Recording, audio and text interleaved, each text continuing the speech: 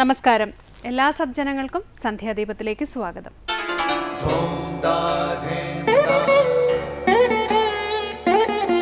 ശുഭം ഭവതു കല്യാണമായുസാരോഗ്യവർദ്ധനം സർവദുഃഖ വിനാശായ സന്ധ്യാദീപം നമോസ്തുതേ.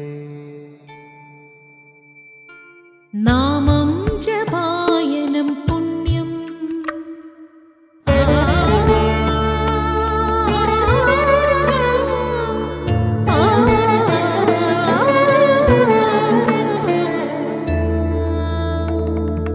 നാമം ജപായനം പുണ്യം നിരുപമദീപാങ്കുരം പോലെ സ്വരശ്രുതിലയവരമതുലം ദീവാങ്കണം മോക്ഷ സംഗീതസാരം നീളും വഴിത്താരയിൽ ജീവതാരം മന്ത്രാലാപം മായാവിൻ നിൻ പ്രസാദം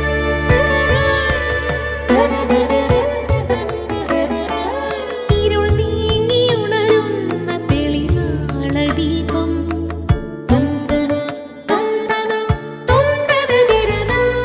ഇരുൾ നീങ്ങിയുണരുന്ന തെളിനാളദീപം പ്രണവാമൃതം ചൊരിയുന്ന ദീപം ദീപം ദീപം ദീപം ദീപം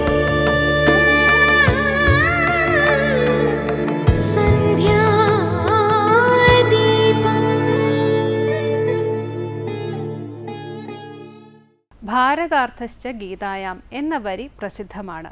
അതായത് ഭഗവത്ഗീത ഭാരത സർവസ്വമാണ്, മഹാഭാരതത്തിൻ്റെ കാതലാണ്. ഗീതാ അവതരണത്തിൻ്റെ പ്രതീക വിധാനം മനസ്സിലാക്കിയാൽ മഹാഭാരതം ആത്യന്തികമായി പകർന്നു തരുന്ന തത്വം ഗ്രഹിക്കാൻ സാധിക്കും. മനുഷ്യരായി ജനിച്ചിട്ടും പ്രജ്ഞയ്ക്ക് പ്രകാശം അഥവാ തെളിച്ചം ലഭിച്ചിട്ടില്ലാത്ത ഒരാളിൽ നിന്നാണ് ഗീതാശാസ്ത്രം ആരംഭിക്കുന്നത്. അങ്ങനെയുള്ള ഒരു അന്ധപ്രജ്ഞനായ മനുഷ്യൻ പടിപടിയായി ഉയർന്ന് സ്ഥിതപ്രജ്ഞത്വം പ്രാപിക്കുന്ന മാർഗം വരച്ചു കാട്ടിത്തരികയാണ് ഭഗവത്ഗീത ചെയ്യുന്നത്. താൻ ആരാണെന്ന് ചിന്തിക്കാൻ തുടങ്ങുന്നതും ബോധം അന്തർമുഖമാകുന്നതും മനുഷ്യജന്മത്തിലാണ്. അതിനാൽ മനുഷ്യബോധത്തെ പ്രജ്ഞ എന്ന് വിളിക്കാം. യഥാർത്ഥ വിവേചന ശക്തിയിൽ നിന്നുള്ള അറിവ് നേടാൻ കഴിവുള്ളവരാണ് പ്രജ്ഞയുള്ളവർ. തുടർന്ന് ശ്രീ കാവാലം ശ്രീകുമാർ ഭജഗോവിന്ദം ആലപിക്കുന്നത് കേൾക്കാം.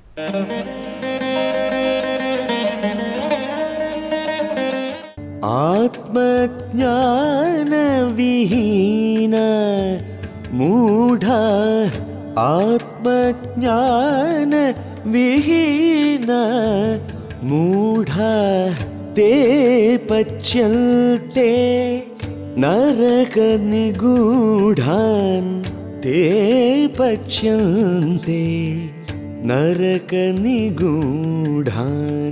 भज गोविन्दं भज गोविन्दं गोविन्दं भज मूढमते.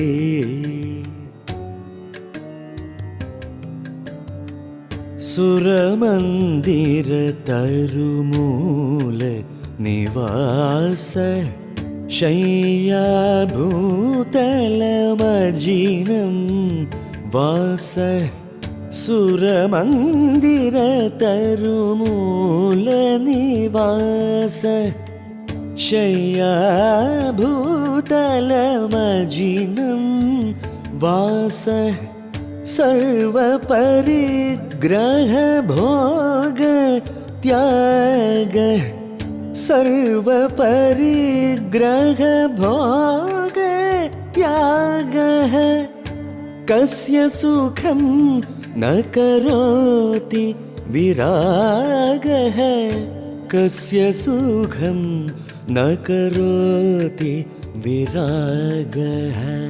भज गोविन्दं भज गोविन्दं गोविन्दं ഭജ മൂഢമതേ. അടുത്തതായി ശങ്കര സ്തോത്രാമൃതം. ആത്മവിചാരം കൊണ്ടേ ആത്മജ്ഞാനോദയം ഉണ്ടാകൂ. ആത്മജ്ഞാനരഹിതരാണ് മൂഢന്മാർ. അവർ നിഗൂഢങ്ങളായ നരകങ്ങളിൽ പതിക്കുന്നു. അജ്ഞാനജന്യങ്ങളായ ക്ലേശങ്ങൾ തന്നെയാണ് നരകങ്ങൾ. അജ്ഞാനികൾ നാനാവിധ നരകദുഃഖങ്ങൾ അനുഭവിക്കേണ്ടി വരുന്നു എന്ന ഭജഗോവിന്ദത്തിലെ 6-ാം ശ്ലോകമാണ് ഇന്ന് ശങ്കര സ്തോത്രാമൃതത്തിൽ സ്വാമി ചിദാനന്ദപുരി വിവരിക്കുന്നത്.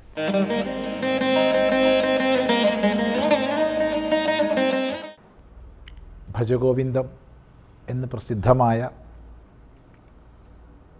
മോഹമുദ്ഗരത്തിൽ 6-ാം ശ്ലോകമാണ് നമ്മൾ ശ്രദ്ധിക്കുന്നത്.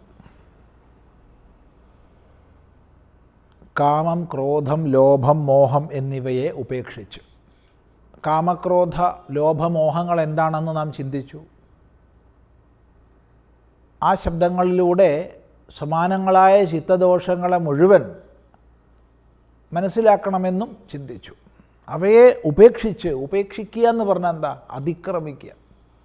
അവ അപ്രസക്തമായി തീരുക. അല്ലാതെ ഒന്നിനെയും നമുക്ക് ഉപേക്ഷിക്കാൻ പറ്റില്ല. നമ്മൾ എന്തിനെയെങ്കിലും ഉപേക്ഷിച്ചു എന്ന് കരുതുന്നുണ്ടെങ്കിൽ അതായിരിക്കും നമ്മുടെ ബുദ്ധിമണ്ഡലത്തിൽ എപ്പോഴും ഉണ്ടാവുക, മനോമണ്ഡലത്തിൽ എപ്പോഴും ഉണ്ടാവുക. ഞാനതിനെ ഉപേക്ഷിച്ചിരിക്കുന്നു എന്ന്. അപ്പോൾ ഉപേക്ഷിക്കുക എന്നുള്ളതിന് അതിക്രമിക്കുക, അത് അപ്രസക്തമായി തീരുക എന്നാണ് അർത്ഥം. അതെങ്ങനെ? വിവേകത്തിലൂടെ. ഓരോ പദാർത്ഥത്തിൻ്റെയും തനത് ഭാവം എന്ത് എന്നുള്ള വിചാരത്തിലൂടെ, ഒരു വിഷയത്തെ സംബന്ധിക്കുന്ന യഥാതഥമായ ദൃഷ്ടി കൈവരിക്കുന്നതിലൂടെ, അങ്ങനെയാണ് കാമക്രോധാദികൾ അപ്രസക്തമായി തീരുക. ഇവിടെ ക്രോധലോഭാദികൾക്ക് മൂലം കാമമാണെന്നറിയണം, കാമത്തിന് മൂലം അവിദ്യയാണെന്നറിയണം. ശരി, ഇവയെ ഉപേക്ഷിച്ചു, ഇനി എന്ത് ചെയ്യണം? കോഹമിതി ആത്മാനം ഭാവയ.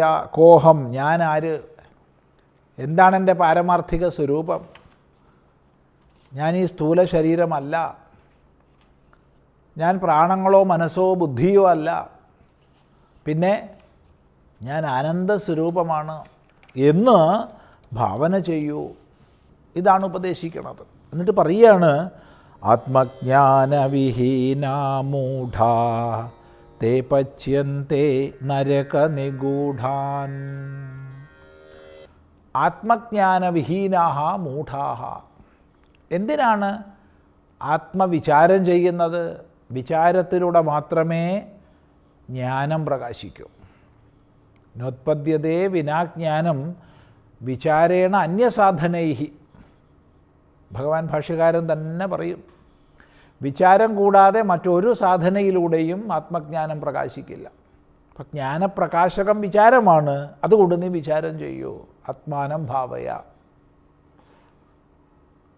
ആത്മജ്ഞാനമില്ലെങ്കിലോ? ആത്മജ്ഞാനവിഹീനാഹ. ആത്മജ്ഞാനവിഹീനന്മാർ മൂഢന്മാരാണ്, മോഹിച്ചവരാണ്, മായയാ മോഹിച്ചവരാണ്. ഇവിടെ നമുക്ക് പുതിയൊരു ഉൾക്കാഴ്ച കൂടി ലഭിക്കുകയാണ്. ഭജഗോവിന്ദം ഭജഗോവിന്ദം, ഗോവിന്ദം ഭജ മൂഢമതേ എന്നാണ് പറഞ്ഞത്. ഇവിടെ ആരാണ് മൂഢൻ? ഇവിടെ നിർവചിച്ചു, ആത്മജ്ഞാനവിഹീനാഹ മൂഢാഹ. ആത്മജ്ഞാനവിഹീനന്മാരാണ്, ആത്മജ്ഞാനരഹിതന്മാരാണ് മൂഢന്മാർ, അജ്ഞാനികളാണെന്നർത്ഥം. എന്താ അതിൻ്റെ ദോഷം? തേ പച്യന്തേ നരകനിഗൂഢാൻ. അവർ നിഗൂഢങ്ങളായ നരകങ്ങളിൽ പചിക്കപ്പെടുന്നു, വേവിക്കപ്പെടുന്നു. ഇപ്പം നരകങ്ങളിൽ പതിച്ച് അവിടങ്ങളിലെ സകലവിധങ്ങളായ ദുഃഖങ്ങളും അനുഭവിക്കാൻ ഇടവരുന്നു എന്നർത്ഥം. ഉപനിഷത്തിൽ അസുര്യാനാമത്തെ ലോകാഹ അന്ധേന തമസാവൃതാഹ താംസ്തേ പ്രേത്യാഭിഗച്ഛന്തി ഏകേ ചാത്മഹനോ ജനാഹ. ആത്മഹനന്മാരായ ജനങ്ങൾ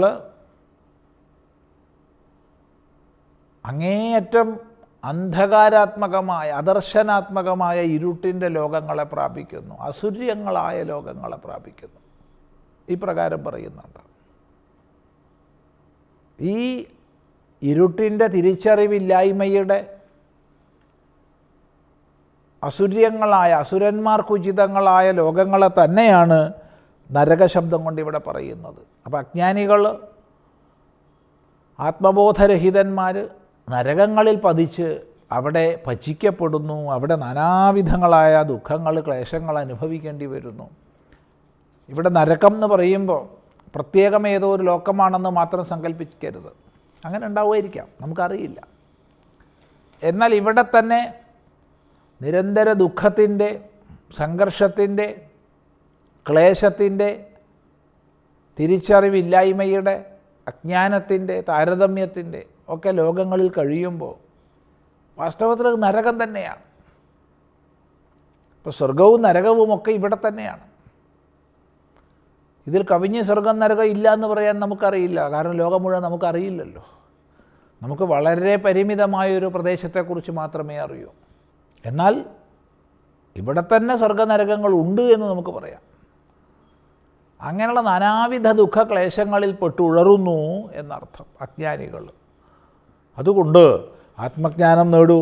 ആത്മജ്ഞാനം നേടണമെങ്കിലോ വിചാരവാനാകൂ. അതാണ് ഭാവയ കോഹം, ഞാൻ ആരെന്ന് വിചാരിക്കൂ എന്ന് പറയണത്.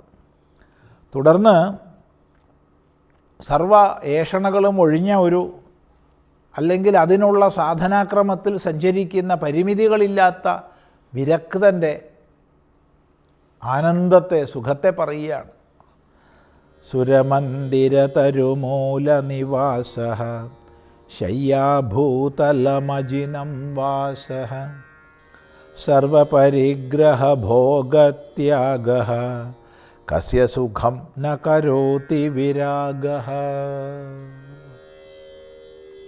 സുരമന്ദിരതരുമൂലനിവാസഃ ശയ്യാഭൂതലമജിനം വാസഃ സർവപരിഗ്രഹഭോഗത്യാഗഃ കസ്യ സുഖം ന കരോതി വിരാഗഃ. സുരമന്ദിരതരുമൂലനിവാസഃ, സുരമന്ദിരം, തരുമൂലം, ഇതൊക്കെയാണ് നിവാസം, വാസസ്ഥാനം. ശയ്യയോ ഭൂതലം, വസ്ത്രമോ അജിനം വാസഃ, മൃഗത്തോല് തന്നെ വസ്ത്രം. സർവപരിഗ്രഹഭോഗത്യാഗഃ, സർവപരിഗ്രഹങ്ങളെയും ഭോഗങ്ങളെയും ത്യജിച്ച ജീവിത ചിട്ടയാണ്. അങ്ങനെയുള്ള വിരാഗഃ, വൈരാഗ്യം, കസ്യ സുഖം ന കരോതി, ആർക്കാണ് സുഖത്തെ ചെയ്യാത്തത്? ആർക്കാണ് സുഖത്തെ ചെയ്യാത്തത് എന്നതിൻ്റെ താത്പര്യം എല്ലാവർക്കും സുഖത്തെ ചെയ്യുന്നു എന്നാണ്. എന്താണ് ഈ ശ്ലോകത്തിൻ്റെ താത്പര്യം?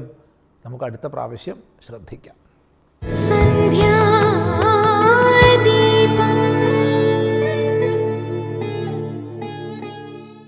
ഇനി സനാതനധർമ്മം.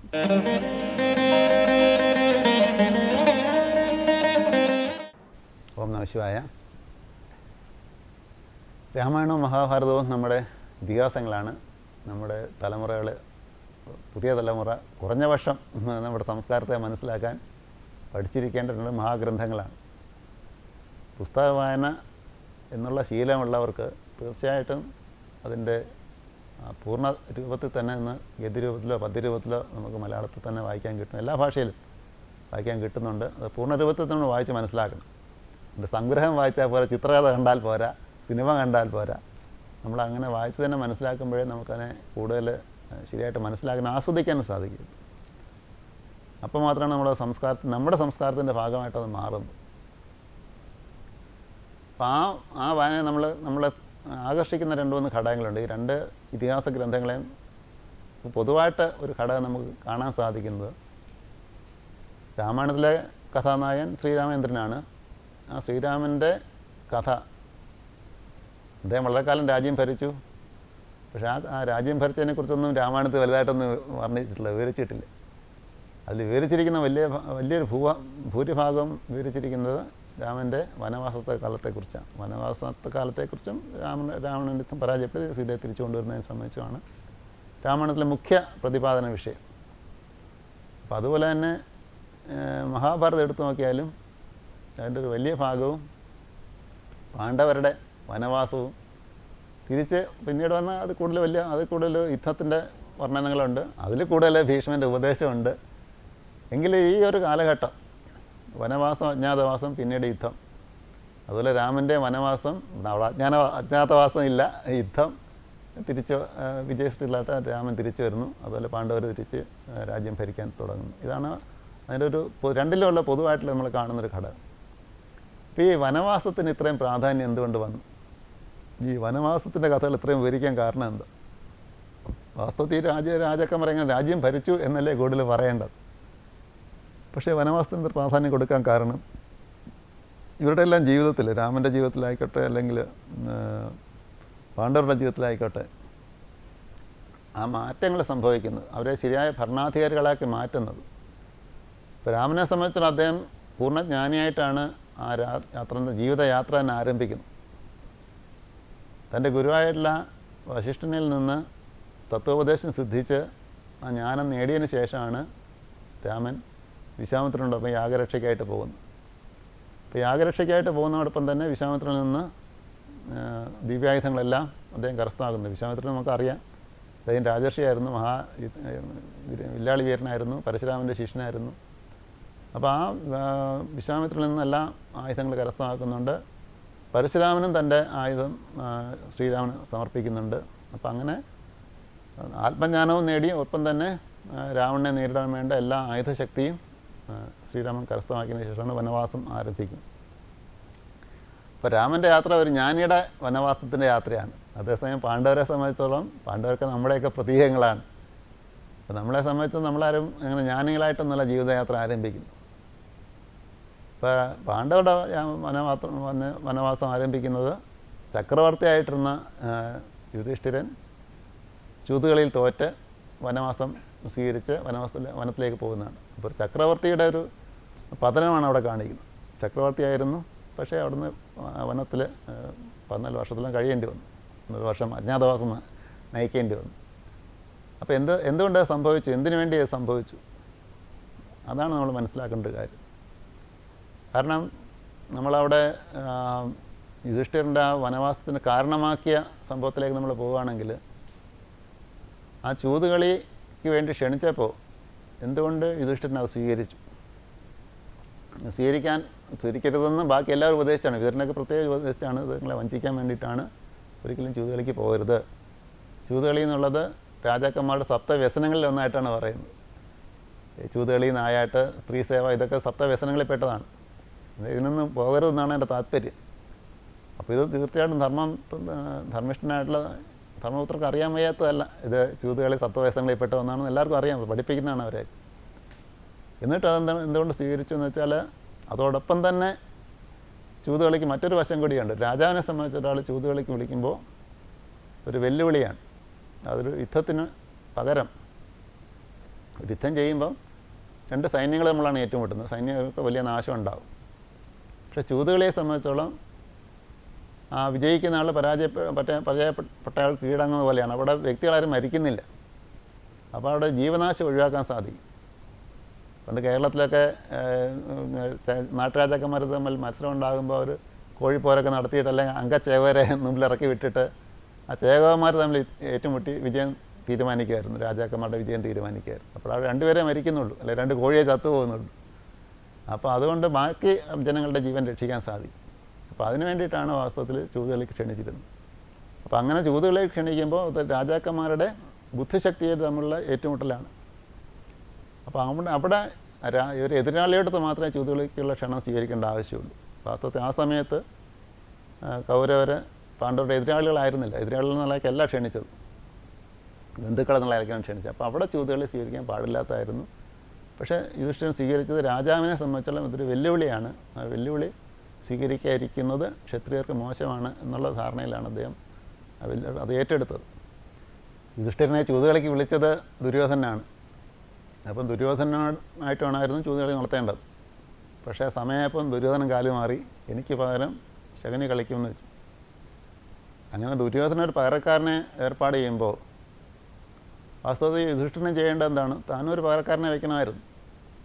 ശ്രീകൃഷ്ണൻ പിന്നീട് ഉദ്ധവരോട് പറയുന്നുണ്ട്, യുധിഷ്ഠിരൻ എന്നെ വയ്ക്കുകയായിരുന്നെങ്കിൽ, എനിക്ക് പകരം ശ്രീകൃഷ്ണൻ കളിക്കുമെന്ന് വയ്ക്കുകയായിരുന്നെങ്കിൽ ദുര്യോധന പറ്റില്ല എന്ന് പറയാൻ പറ്റുമായിരുന്നില്ല. ആ കളിയിൽ ആര് ജയിക്കുമായിരുന്നു എന്ന് നമുക്ക് തീർച്ചയായിട്ടും ഊഹിക്കാൻ പറ്റുന്നത്. അപ്പോൾ ആ ഒരു തന്ത്രം, യുദ്ധതന്ത്രം, രാജ്യതന്ത്രം അവിടെ ധർമ്മപുത്രർക്ക് പിഴയ്ക്കുകയാണ് ചെയ്യുന്നത്. അവിടെ തെറ്റുപറ്റുകയാണ് ചെയ്യുന്നത്. വാസ്തവത്തിൽ അത് രാജധർമ്മമല്ല, യുദ്ധതന്ത്രവുമല്ല. അത് അവിടെ ശകുനിയോട് കളിച്ചിട്ടാണ് ധർമ്മപുത്രർ പരാജയപ്പെടുന്നത്. അങ്ങനെ പരാജയപ്പെട്ടു, രാജ്യമെല്ലാം നഷ്ടപ്പെട്ടു, എല്ലാം കഴിഞ്ഞ് ദ്രൗപദി അപമാനിക്കപ്പെട്ടു. ഈ അപമാനം കഴിഞ്ഞിട്ട് വീണ്ടും അവരെ ദ്രൗപദിക്ക് വരം കൊടുത്തിട്ട് ധൃതരാഷ്ട്ര ഇവരൊക്കെ സ്വാതന്ത്ര്യം കൊടുത്ത് വിടുന്നുണ്ട്, പാണ്ഡവർക്ക് സ്വാതന്ത്ര്യം കൊടുത്ത് വിടുന്നുണ്ട്. അങ്ങനെ സ്വാതന്ത്ര്യം കൊടുത്ത് വിടുമ്പോൾ വീണ്ടും ശകുനിയും ദുര്യോധനും എല്ലാം കൂടെ ആവശ്യപ്പെട്ട് ധൃതരാഷ്ട്ര വീണ്ടും അവരെ ചൂത് കളിക്കാൻ വിളിക്കുകയാണ്. രണ്ടാമതും അവർ ചൂത് കളിക്കാൻ വരുന്നു. രണ്ടാമതും ശകുനിയോട് തന്നെ കളിക്കുന്നു. ഒരു പ്രാവശ്യം ഒരു തെറ്റ് സംഭവിച്ചു, അതിൻ്റെ ഫലം അനുഭവിച്ചു, എന്നിട്ടും പഠിക്കാതെ വീണ്ടും പോയി കളിച്ചു, തോൽക്കുകയാണ് ചെയ്യുന്നത്. അപ്പോൾ ഇത് വാസ്തവത്തിൽ ധർമ്മപുത്ര ഭാഗത്തുണ്ടാകുന്ന പാളിച്ച് തന്നെയാണ്. അതിനകത്ത് അവിടെ നീതീകരണമൊന്നുമില്ല, ന്യായീകരിക്കാനൊന്നുമില്ല. അപ്പോൾ അവിടെ ധർമ്മപുത്രർ രണ്ടാമതും ചൂത് കളിച്ചിട്ടാണ് വനവാസവും അജ്ഞാതവാസമൊക്കെ സ്വീകരിക്കേണ്ടി വരുന്നത്. അപ്പോൾ ഈ വനവാസത്തിലും അജ്ഞാതവാസത്തിലുമാണ് വാസ്തവത്തിൽ തൻ്റെ കുറവുകൾ ധർമ്മപുത്രൻ നികത്തിയെടുക്കുന്നത്. അതെങ്ങനെയാണെന്ന് നമുക്ക് അടുത്ത പ്രാവശ്യം കാണാം.